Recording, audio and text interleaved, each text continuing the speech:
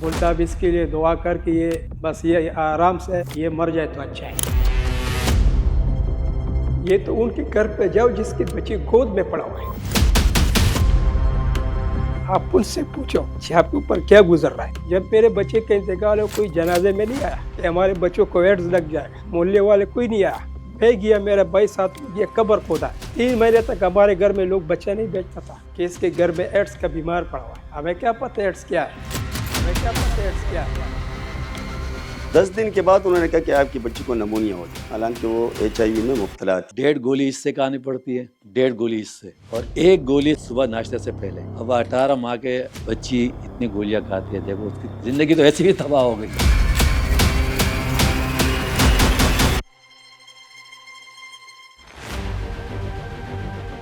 8 महीने की मिकाशा को मामूली बुखार और सीने में इन्फेक्शन था। उसके वालिदैन उसे सीने से लगाए कराची के कुलसुम बाई वली का अस्पताल लाए थे ताकि हंसती खेलती मिकाशा को सेहतमंद वापस ले जाएंगे, और होना भी यही चाहिए था। मगर कराची के वली का अस्पताल में मिकाशा के साथ जो हुआ उसने पूरे पाकिस्तान ही नहीं दुनिया को हिलाकर रख दिया। उसका इलाज मामूली सी दवा से हो जाता, मगर इस अस्पताल से उसे वो बीमारी लगी जिसका नाम सुनकर ही सब कांप जाते हैं। नन्ही मिकाशा HIV का शिकार हो चुकी थी। ये खान शेर है। खुदा ने उन्हें 9 बेटों के बाद एक बेटी अता की।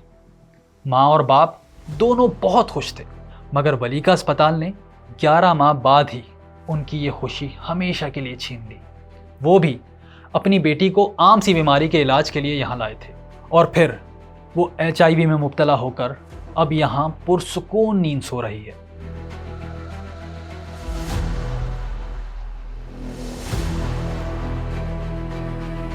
कहते हैं ना कि जनाजा जितना छोटा हो उतना ही भारी होता है। ये डॉक्यूमेंट्री बनाते हुए इस जुमले की सच्चाई का एहसास हुआ, मगर कयामत वहां टूटी जहां ये पता चला कि ये मामला 1 या 2 बच्चों का नहीं, बल्कि इस अस्पताल में आने वाले दर्जनों बच्चों की रगों में HIV का जहर उतारा जा चुका है, जिसमें से अब तक 9 बच्चे मौत के मुंह में जा चुके हैं। इन्फेक्शन के जो बचाव के जो प्रोटोकॉल होते हैं उसको फॉलो ना करें तो उससे ये फैल रहे हैं। तो यानी कि ये हमारे तिब्बी इदारों से लोगों को फैल रहे हैं, और ये जो हम केसेस अब अलीका में देख रहे हैं इनकी भी यही वजह है। एक लम्हे की गफलत उम्र भर का रोग बन गई, और ये सब ऐसे सूबे में होता रहा जहां की हुकूमत अपने हेल्थ केयर सिस्टम पर बड़े बड़े दावे करते नहीं थकती। सिंध में जो हेल्थ का शोबा है, जो हमारे इंस्टीट्यूशंस हैं, हम अब किसी और सूबा से मुकाबला नहीं कर रहे हैं, हम दुनिया से मुकाबला कर रहे हैं। अपने पाकिस्तानियों को वो मुफ्त इलाज दिलवा रहे हैं जो बड़े बड़े अमीर ममालिक नहीं दिलवा। पूरे पाकिस्तान में सबसे बेस्ट हेल्थ सेक्टर है तो वो सूबा सिंध का, वो कराची का। पाकिस्तान की सबसे बेस्ट हेल्थ फैसिलिटीज अगर कहीं हैं तो वो कराची में। आखिर अस्पताल के अंदर ऐसा क्या हुआ? ये वायरस आया कहां से? वो कौन सी गफलत थी, नाअहली थी, गैर जिम्मेदारी थी जिसने ये तबाही फैलाई? आज की ये वीडियो सिर्फ एक डॉक्यूमेंट्री नहीं, एक ऐसी इन्वेस्टिगेटिव रिपोर्ट है जिसमें हम एक एक करके सारे सवालों पर से पर्दा उठाएंगे और आपको बताएंगे उन बच्चों और उनके वालिदैन पर अब क्या गुजर रही है, वो इस बीमारी के कर्ब और माशरे की बेहिसी के साथ कैसे जी रहे हैं। आगे बढ़ने से पहले हमारे चैनल को सब्सक्राइब ज़रूर कर लें, और वीडियो पसंद आए तो इसे लाइक ज़रूर कीजिएगा, क्योंकि बात पब्लिक अवेयरनेस की है, इसलिए इसे शेयर भी लाजमी करें।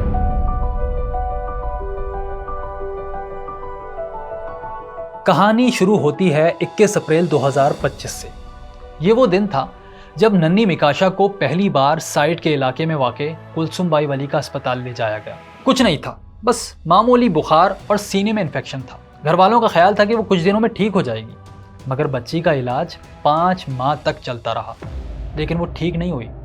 इसी दौरान इसे कई बार अस्पताल में एडमिट भी करना पड़ा। 3 सितंबर को उसकी तबीयत ज़्यादा ख़राब हो गई। डॉक्टरों के मशवरे पर उसे ज़ियाउद्दीन अस्पताल ले जाया गया। वहाँ उसके मुख्तलिफ टेस्ट लिए गए, और जब रिपोर्ट्स आईं तो एक ऐसा नतीजा सामने आया जो घर वालों पर बिजली बन कर गिरा। बच्ची HIV पॉजिटिव थी। किसी को यकीन नहीं आया कि बच्ची एक ऐसी बीमारी का शिकार हो चुकी है जिसका आज तक दुनिया में कोई इलाज नहीं। दिल की तसल्ली के लिए आगा खान लेबॉर्ट्री से दोबारा टेस्ट कराया गया। मगर सेम रिजल्ट। मेरी भतीजी थी मिकाशा, उसको बुखार और सीना ख़राब था उसको अप्रैल 2025 से। तो उनको वलीका हॉस्पिटल लेके जा रहे थे, लेकर आ रहे थे, वो पीडी में भी दिखा रहे थे, कुछ दिनों ने एडमिट भी करवाए, मुसलसल 5 महीने। फिर आखिर में 3 सितंबर को उन्हें रेफ़र करवाया जीना हॉस्पिटल, लेकिन भाग दौड़ करवाई। फिर मैंने जाके उनको ज़ियाउद्दीन करवाया। तो फिर वहाँ जब 6 सितंबर को पता लगा तो वहाँ के डॉक्टर ने मुझे फ़ोन किया कि आप हॉस्पिटल आ जाओ, आपके भतीजे को ऐसे ख़तरनाक बीमारी है। फ़ोन पे तो उसने नहीं बताया। जब मैं वहाँ पहुँचा तो उसने मुझे बिठाया कि इसको एड्स है। ये इस सानेह का पहला केस था। अब सवाल ये था कि बच्ची के जिस्म में ये वायरस आया कहाँ से। शक की उंगलियां वालिद और वालदा पर उठी। दोनों का टेस्ट लिया गया, लेकिन नतीजा हैरान कर देने वाला था। दोनों HIV नेगेटिव थे, यानी उनमें ये वायरस मौजूद ही नहीं था। तो क्या बच्ची को ये वायरस उसके मोहल्ले या उसके इलाके पठान कॉलोनी में किसी से लगा? कुछ ये भी हुआ था कि इन्होंने बोला कि ये इलाके में जो क्लिनिकें खोली है ना डॉक्टरों ने, ये उनकी वजह से हो सकता है। लेकिन हमने अपने इलाके में स्क्रीनिंग करवाई है CDC से, जो RT सेंटर वाले टीम आई थी। हर इलाके में, हमारे जो पठान कॉलोनी में हमने 3 जगह कैंप लगाया था और एक बच्चे भी HIV का उसमें नहीं निकले। 1000 से ज्यादा हमने स्क्रीनिंग करवाई बच्चों की, एक केस भी HIV का वहाँ नहीं है। तो फिर मासूम बच्ची के जिस्म में एड्स का ये वायरस आया कैसे?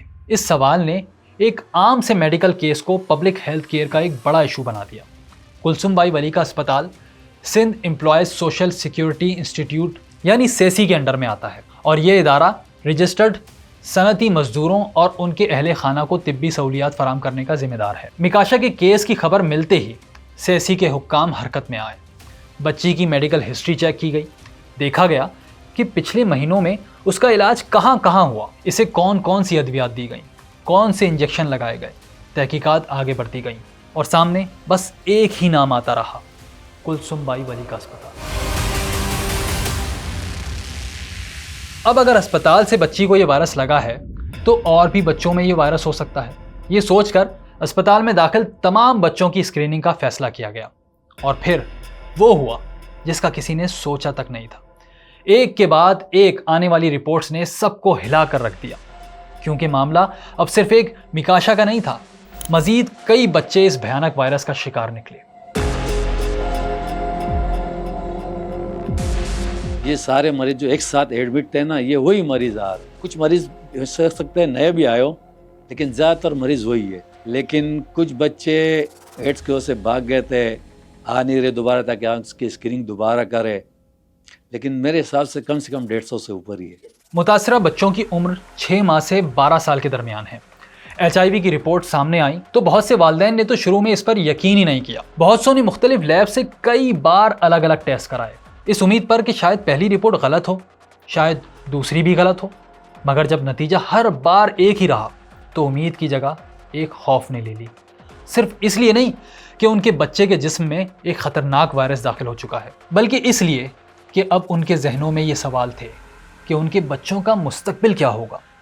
क्या इसे पूरी ज़िंदगी दवा खानी पड़ेगी? क्या वो आम स्कूल जा सकेगा? क्या लोग इसे कबूल करेंगे? और वो खुद माशरे का सामना कैसे करेंगे? उनकी ज़िंदगी तो हमेशा के लिए बदल चुकी थी। ये तो उनके घर पे जाओ जिसके बच्चे गोद में पड़ा हुआ है, आप उनसे पूछो कि आपके ऊपर क्या गुजर रहा है। जब मेरे बच्चे का इंतकाल हो, कोई जनाजे में नहीं आया कि हमारे बच्चों को एड्स लग जाएगा, मोहल्ले वाले कोई नहीं आया। मैं गया, मेरा भाई साथ में गया, कब्र खोदा है, अपने हाथ से उसको अंदर किया है। 3 महीने तक हमारे घर में लोग बच्चा नहीं बेचता था कि इसके घर में एड्स का बीमार पड़ा हुआ है।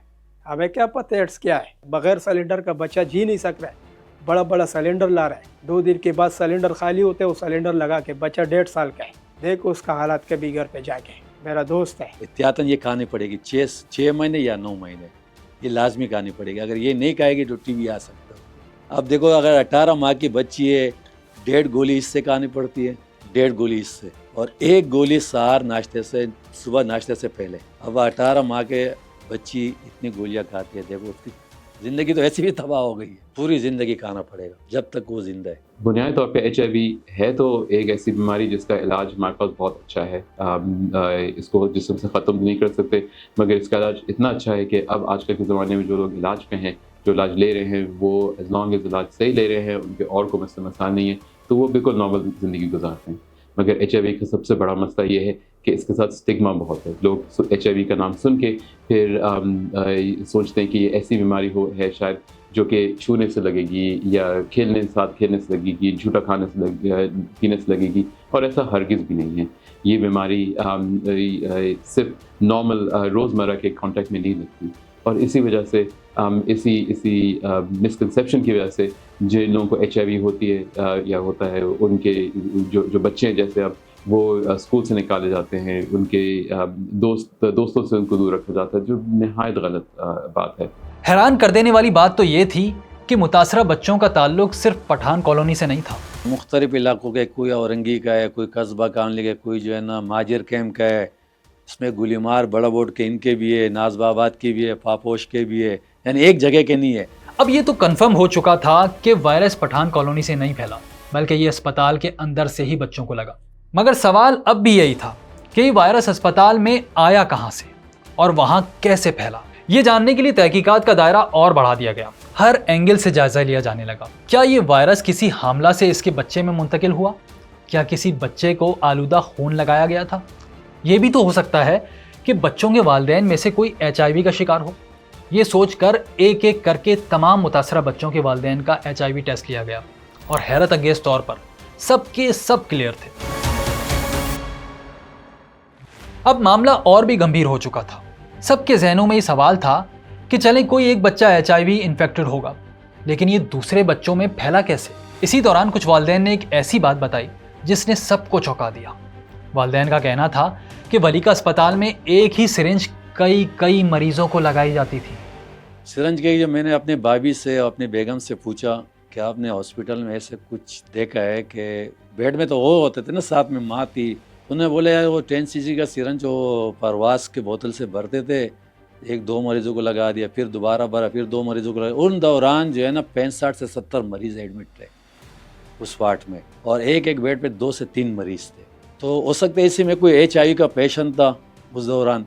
मेरी वाइफ खुद बता रही है कि जो सुबह या जो डोज लगते हैं तो एक ही सिरिंज से वो पूरे वार्ड में अगर 60 या 70 बच्चे, 2 वार्ड हैं हमारे पास वली का हॉस्पिटल में, पीड्स के 2 वार्ड, तो दोनों वार्डों में इतने बच्चे, तो एक ही सिरिंज। हमने बताया भी कि आप क्या कर रही है, तो डिस्पोजेबल चीज़ है, आइटम जो उसमें इस्तेमाल होता है और जो वाटर इस्तेमाल होता है वो तो हम लेके आए, और निबलाइजर का सेट भी, हम मास्क भी लेके आए, लेकिन सिरिंज भूल गया हम। 5 रुपये की सिरिंज की क्या औकात होती, तो 10 मिनट तो तुम्हें वहाँ खड़ा रहा स्टाफ रूम में कि मुझे सिरिंज दो, सिरिंज दो, सिरिंज दो, सिरिंज नहीं दे रहा था। बोले हमारे पास इतनी चीज़ें है ही नहीं। फिर एक ऐसा सिरिंज मुझे एक सिस्टर ने हाथ में दिया कि उसमें दवाई भी थी, बोले इसको वॉश कर लो। इल्ज़ाम बहुत बड़ा था, लेकिन साबित कैसे हो? तहकीकाती टीम ने सिर्फ बयानात पर डिपेंड करने के बजाय अस्पताल में काम के तरीक़ेकार, स्टाफ, मेडिसिन्स, इंजेक्शन देने के निज़ाम और इन्फेक्शन कंट्रोल के मेयार सब का जायज़ा लेना शुरू किया। इसी दौरान वफाकी और सूबाई लेवल की टीमें भी छानबीन में शामिल हो गई। हर गुजरते दिन के साथ दबाव बढ़ता रहा।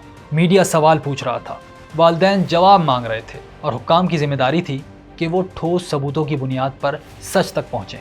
और फिर सच मिल ही गया। कई माह की मुसलसल तहकीकात, तिब्बी तज्जियों, हेल्थ एक्सपर्ट्स की राय, मुतासरा फैमिलीज़ के बयानात और सबूत जमा करने के बाद वफाकी वजारत सेहत की टीम ने एक रिपोर्ट तैयार की। ये सिर्फ एक रिपोर्ट नहीं थी, बल्कि एक ऐसे सवाल का जवाब था जिसका इंतज़ार मुतासरा ख़ानदानों और मीडिया से लेकर एक आम शहरी तक को था। 4 जुलाई 2026 को रिपोर्ट मंजर आम पर आई, और उसने इस अस्पताल ही नहीं बल्कि हमारे पूरे हेल्थ केयर सिस्टम की पोल खोल कर रख दी। रिपोर्ट में साफ लिखा था, कुलसुम बाई वली का अस्पताल में HIV के फैलाव की वजह एक ही सिरिंज को कई बच्चों के लिए इस्तेमाल करना था। वालिदैन के इल्ज़ामात की तस्दीक हो गई। रिपोर्ट के मुताबिक हर मरीज़ के लिए नई सिरिंज इस्तेमाल करना लाजमी होता है, मगर यहाँ 10 cc की सिरिंज को बार बार इस्तेमाल किया गया।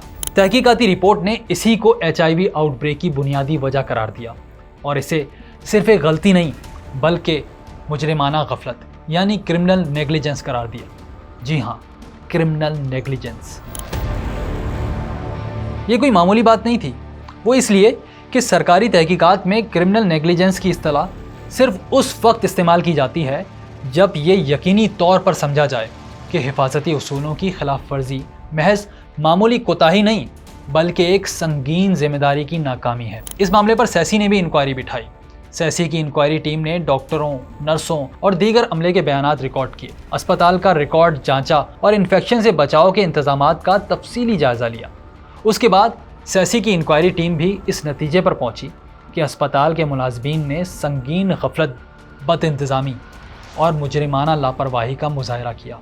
इस हवाले से उन्होंने एक रिपोर्ट भी जारी की और इस रिपोर्ट की बुनियाद पर यह वीडियो रिकॉर्ड होने तक वली का अस्पताल के 2 डॉक्टरों और 1 डिस्पेंसर को मुअत्तल किया जा चुका है, जबकि 37 मुलाजमीन को शो कॉज नोटिस जारी किए गए हैं। लेकिन मुतासरा बच्चों के पेरेंट्स डॉक्टरों की सिर्फ मुअत्तली और शो कॉज नोटिस से मुतमईन नहीं। ये सस्पेंड होना ये कोई बात नहीं है। सस्पेंड क्या होता है? नौकरी से बरतरफ करके उसको सजा, कड़ी से कड़ी सजा देनी चाहिए। ये सारा गफलत वली का अस्पताल की वजह से हुआ है और इनको कड़े कड़े सजा दिया जाए। सैसी की रिपोर्ट के मुताबिक अस्पताल के मुख्तलिफ शोबों के अमले ने तहकीकाती टीम को बताया, इलाज जारी रखने के लिए उन्हें अक्सर दूसरे वार्ड से सिरिंजें, कैनोला, दस्ताने और दूसरा सामान उधार लेना पड़ता था। ये सूरत हाल इन्फेक्शन से बचाव के बैनुल अक़वामी उसूलों के खिलाफ है और मरीजों की हिफाजत के लिए संगीन खतरा पैदा करती है। सैसी की तहकीकात के मुताबिक इस अस्पताल में इलाज करवाने के बाद 78 बच्चे HIV से मुतासिर हुए, जिनमें से 5 बाद में इंतकाल कर गए। तहकीकात के दौरान अस्पताल के स्टोर के रिकॉर्ड और मुख्तलिफ शोबों के बयानात में भी फ़र्क नज़र आया। एक तरफ अस्पताल के रिकॉर्ड में तिब्बी सामान पूरा दिखाया गया, जबकि दूसरी तरफ अमला ज़रूरी डिस्पोजेबल सामान की शदीद कमी की शिकायत करता रहा। मामला इतना संगीन हो चुका है कि वफाकी हुकूमत को भी हरकत में आना पड़ा। इस्लामाबाद ने वली का अस्पताल और करीबी इलाके पठान कॉलोनी में बड़े पैमाने पर HIV स्क्रीनिंग का फैसला किया है। इसके लिए वफाकी हुकूमत सिंध हुकूमत को 50,000 HIV टेस्टिंग किट्स फराहम करेगी। जिन अफराद का टेस्ट पॉजिटिव आएगा उन्हें सरकारी रिकॉर्ड में रजिस्टर किया जाएगा और मुफ्त इलाज और अद्वियात फराहम की जाएंगी। ये केस सिंध हाई कोर्ट भी पहुंच चुका है। एडवोकेट तारिक मंसूर की दरख्वास्त में कहा गया है कि कुलसुम बाई वली का अस्पताल में गफलत के बायस मजदूरों के 200 से ज़ायद बच्चे HIV का शिकार हुए, जिनमें से 9 की मौत भी वाक़ हो गई। दरख्वास्त में कहा गया है कि नवंबर 2025 से फरवरी 2026 के दौरान 84 बच्चों में HIV की तस्दीक हुई थी। बाद में इस तादाद में इजाफा होता चला गया। बहरहाल मामला अब चूँकि अदालत में है तो हम इस पर ज़्यादा बात नहीं कर सकते। अभी तक ये कन्फर्म नहीं हो सका कि वली का अस्पताल में HIV से कितने बच्चे मुतासिर हुए। वज़ीर मेहनत सिंध सईद गनी ने 78 मुतासरा बच्चों की तस्दीक की है। सैसी की रिपोर्ट में भी ये तादाद 78 जाहिर की गई है, लेकिन वफाकी हुकूमत की तहकीकाती रिपोर्ट में ये तादाद 104 जाहिर की गई है। सिंध हाई कोर्ट में दायर दरख्वास्त में ये तादाद 200 से ज़ायद बताई गई। सूबाई वज़ीर सईद गनी की जानिब से 78 बच्चों में HIV की तस्दीक के बाद सैसी ने मुतासरा बच्चों के तवील इलाज और फलाह बहबूद के लिए 2 अरब रुपए का इंडोमेंट फंड कायम करने का फैसला किया है। वली का अस्पताल के HIV केस का मामला इतना संगीन हो चुका है कि अब ये घर की बात नहीं रही, बल्कि इंटरनेशनल मीडिया भी इसे उछाल रहा है। बहरहाल अब जो होना था सो हो गया। अब वालिदैन का मुतालबा है कि हुकूमत उनके मुतासरा बच्चों के इलाज और तालीम की जिम्मेदारी ले। एक तो ये दवाई का जोर इतना ज़्यादा है कि उनको ऐसे भी तकलीफ होता है। दूसरी बात, उनको बुखार होता है, सीना उनका ख़राब होता है, दस्त लग जाता है, तो उनके लिए मजबूरन हमें हॉस्पिटल लाना पड़ता है, मजबूरन दोबारा वलीका में। तो हमने जो इनको ये भी बोले कि हमें बच्चों का इलाज सही करवाओ। अच्छा, तालीम के लिए हमने बोले, क्योंकि ज़्यादा लोग तो एड्स से नफरत ही करते, तो उनको हमने बोला कि इनके तालीम का ख़र्चा भी आप उठाओ ताकि हम किसी स्कूल में इनको एडमिट करवाएं। हमें पैसा नहीं चाहिए, हमारों को हक चाहिए, इंसाफ चाहिए, बीमारी का इलाज होना चाहिए। पाकिस्तान में आज भी लोग HIV या एड्स के बारे में बहुत कम जानते हैं। अक्सर लोग HIV और एड्स को एक ही चीज़ समझते हैं, हालांकि ये दोनों मुख्तलिफ हैं। HIV एक वायरस है, ह्यूमन इम्यूनो डेफिशिएंसी वायरस। ये जिस्म के मुदाफ़ती निज़ाम यानी इम्यून सिस्टम पर हमला करता है और अगर बर वक्त इलाज ना किया जाए तो ये इम्यून सिस्टम को आहिस्ता आहिस्ता कमज़ोर करना शुरू करता रहता है। अगर इम्यून सिस्टम बिल्कुल तबाह हो जाए तो इस मरहले को एड्स कहते हैं। यानी एड्स एक बीमारी है और HIV से होती है। ये वायरस एक बार जिस्म में दाखिल हो जाए तो फिर इसका कोई इलाज नहीं। अभी तक ऐसी कोई दवा ईजाद नहीं हुई जिससे इस वायरस का मुकम्मल तौर पर ख़ात्मा किया जा सके। अलबत्ता ये ज़रूर है कि कुछ दवाइयों से इस वायरस को कंट्रोल में रखा जा सकता है। सादा अल्फाज में यूँ समझें कि अगर दवा का बाकायदा इस्तेमाल और ज़रूरी एहतियात की जाए तो HIV के मरीज़ को एड्स से बचाया जा सकता है। वली का अस्पताल के मुतासरा बच्चों की तादाद में मुसलसल इजाफा हो रहा है। 12 जुलाई को मज़ीद 2 बच्चों में HIV का इंकशाफ हुआ। सरकारी तौर पर मुतासरा बच्चों की तादाद 80 हो गई है। वली का अस्पताल में दाखिल कितने बच्चों में ये ख़तरनाक वायरस दाखिल हो चुका है, कोई नहीं जानता। अभी तक ये भी पता नहीं चल सका कि ये वायरस आया कहाँ से, वो कौन सा मरीज़ था जिससे पहली सिरिंज इन्फेक्टेड हुई, और फिर एक एक करके दर्जनों या शायद सैकड़ों बच्चों की ज़िंदगियाँ बर्बाद कर गई। अब सिर्फ सैसी नहीं बल्कि सूबाई और वफाकी हुकूमतों को भी अलर्ट हो जाना चाहिए। ये देखना चाहिए कि उनके सरकारी अस्पतालों में क्या हो रहा है। वहाँ मरीजों को लगाने के लिए 5-10 रुपए की सिरिंज भी नहीं होती, तो फिर ये करोड़ों और अरबों रुपए की फंडिंग कहाँ जा रही है। गरीब आदमी के लिए सरकारी अस्पताल ये आखिरी उम्मीद होते हैं, लेकिन अगर उन्हीं दरवाज़ों के पीछे इलाज के बजाय बीमारियाँ बांटी जाने लगें तो फिर गरीब बेचारा इलाज के लिए कहाँ जाएगा।